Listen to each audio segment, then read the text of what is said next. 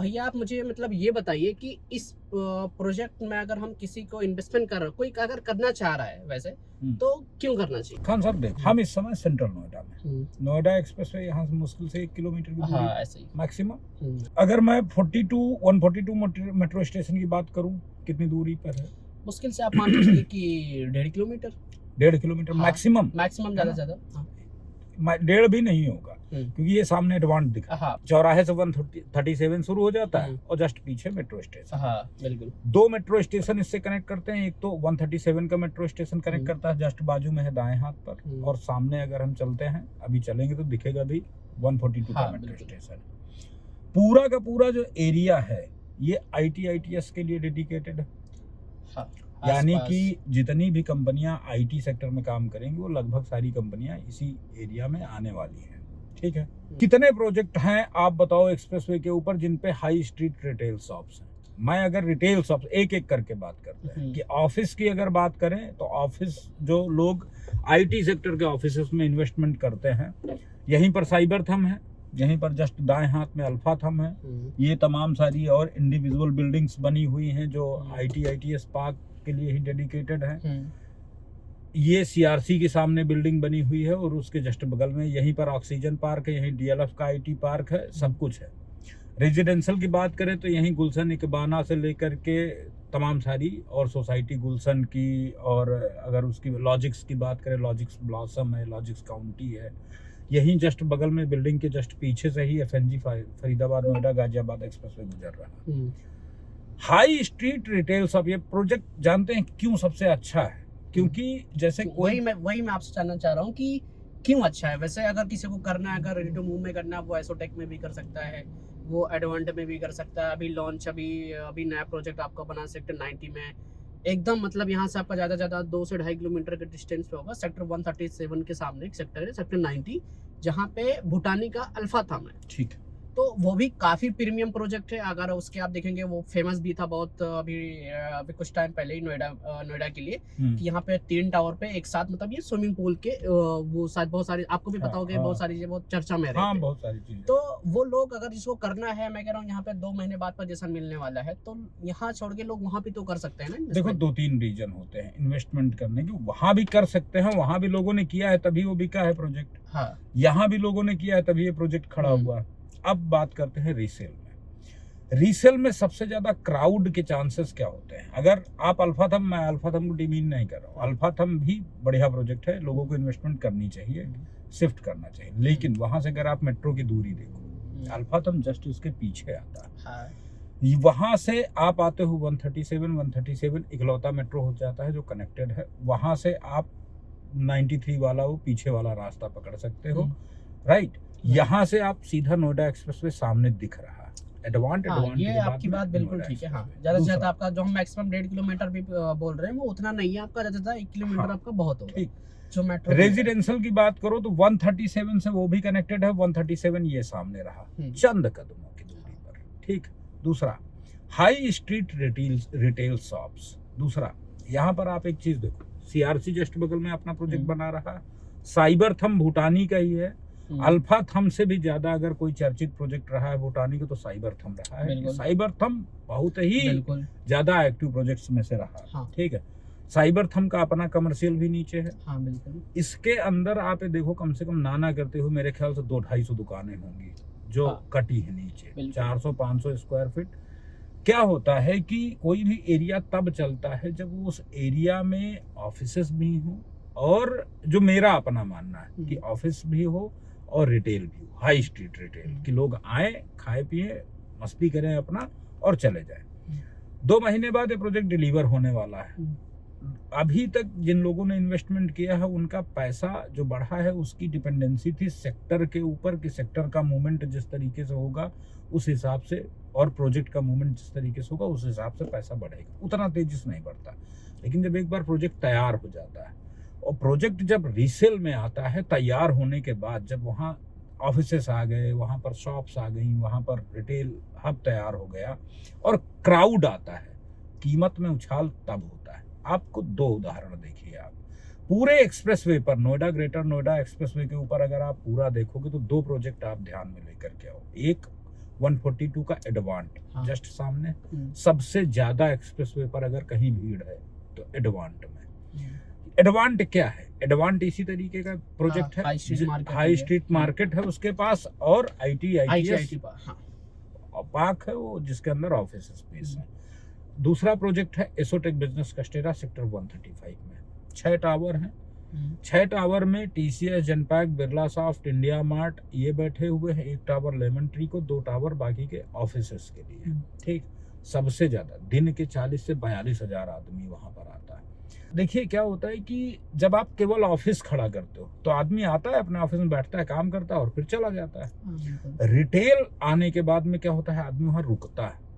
चूंकि नियर, अगर मैं इस प्रोजेक्ट की बात करूं तो नियर जितनी भी सोसाइटीज हैं उनके नीचे रिटेल शॉप्स हैं थोड़ी, लेकिन जो प्रीमियम शॉप्स यहाँ आएंगे वो वहां कभी नहीं जाएंगे। यहाँ पर ब्रांड आएगा। यहाँ पर अब जैसे अगर एसोटेक की आप बात करो, कौन सा ब्रांड नहीं है? एडवांट की आप बात करो, कौन सा ब्रांड नहीं? एसोटेक के अंदर भी बैठा हुआ है डोमिनोज, यहाँ पर भी डोमिनोज बैठा ऑलरेडी मतलब आ गया। एसोटेक में भी पिज्जा हट है, यहाँ भी आ रहा है। ROI कब खिंचती है? किसी भी प्रोजेक्ट के अंदर आपने इन्वेस्टमेंट कर दिया। इन्वेस्टमेंट करना बहादुरी नहीं है, बहुत सारे प्रोजेक्ट हैं लोगों को आत्महत्याएं करनी पड़ी। यहाँ पर अगर आप देखो, यहाँ आपको 400 स्क्वायर फीट का भी ऑफिस मिल जाएगा और 2000 स्क्वायर फीट का भी ऑफिस है। किसी को अगर छोटे साइजेस चाहिए तो हाँ, कोई स्टार्टअप आ रहा है, उसको मान लीजिए कोई कंसल्टेंट है, उसको 4 कुर्सी की मात्र जरूरत है तो भी वो बैठ जाएगा। और अगर किसी को 400 चेयर लगानी है तो उसके लिए भी जगह। सेम आप दुकानों में देख लो। अगर दुकानों की मैं बात करूं तो दुकान छोटी भी है यहाँ, कि अगर कोई पान की दुकान खोलना चाहे, पान बीड़ी सिगरेट की दुकान खोलना चाहे, उसके लिए भी यहाँ 250 स्क्वायर फीट का भी ऑफिस स्पेस है, 300 स्क्वायर फीट का भी है, और पता चलता है कि उसे 1000 स्क्वायर फीट का भी शॉप मिल जाएगा। यानी डोमिनोज तभी तो आप आया क्योंकि डोमिनोज को अपना उसका एक क्राउड है, वो अपनी एक ब्रांड वैल्यू है, उसको अपनी एक जगह चाहिए। तीसरी बात होती है कनेक्टिविटी। आप देखो, आप चंद कदम नहीं चले, बामुश्किल आपने 100 मीटर गाड़ी बढ़ाई आगे, और हम आगे आप आ गए 137 मेट्रो के ठीक सामने पर आप खड़े हो।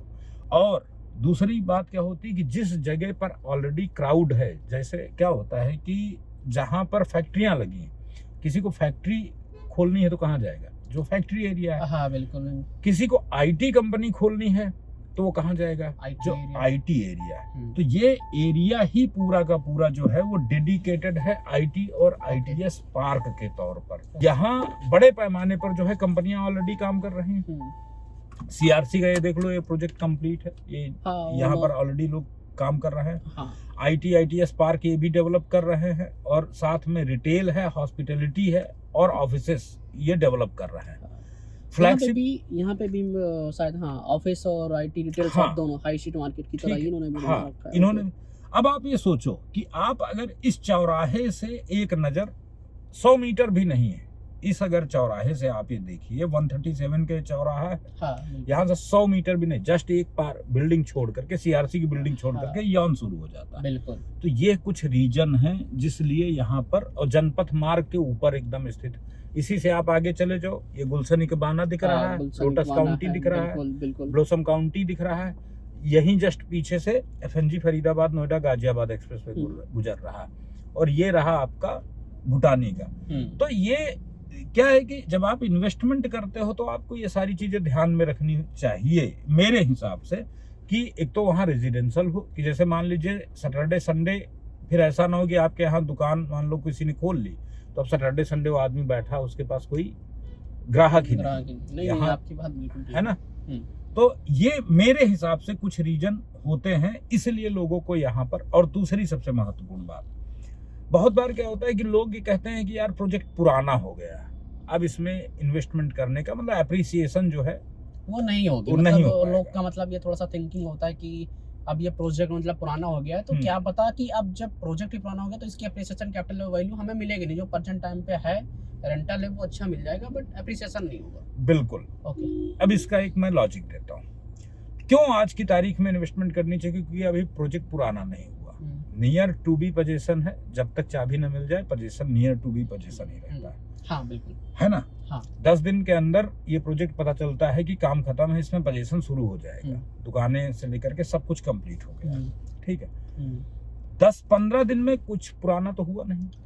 हमने पहले ही बातचीत जब हम कर रहे थे तो हमने कहा कि एप्रिसिएशन प्रोजेक्ट में तब होता है जब लोग आते हैं, जब क्राउड आता है।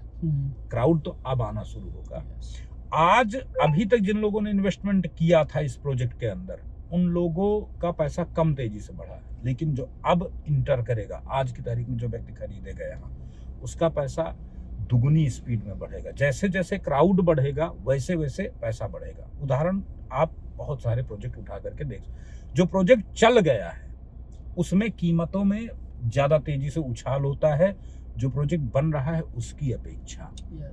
तो इसलिए मैं हमेशा किसी भी व्यक्ति को ये कहता हूं कि आप फ्रेश की तरफ मत जाओ। अगर आपको पैसा बनाना है ना, ऐसा नहीं है कि फ्रेश में पैसा नहीं बनता है, लेकिन हर प्रोजेक्ट में पैसा बनता है ऐसा भी नहीं। यस, बिल्कुल। प्रोजेक्ट के लिए आपको ये जरूर देखना पड़ेगा कि प्रोजेक्ट का लैंड आ कहाँ रहा है, किस जगह पर है, आसपास क्या है और बना क्या रहे हैं। ठीक है, आप सोचो हम लोग 10 की स्पीड में चल रहे हैं, 8-9 की स्पीड में चल रहे हैं, 2 मिनट हमने ड्राइव नहीं किया, सामने 142 मेट्रो स्टेशन, 1425 बिल्डिंग आ गई, एडवांट आ गया, बगल में हमारे 3 सोसाइटी निकल गई, हम तब पारस टिहरा भी आ गए।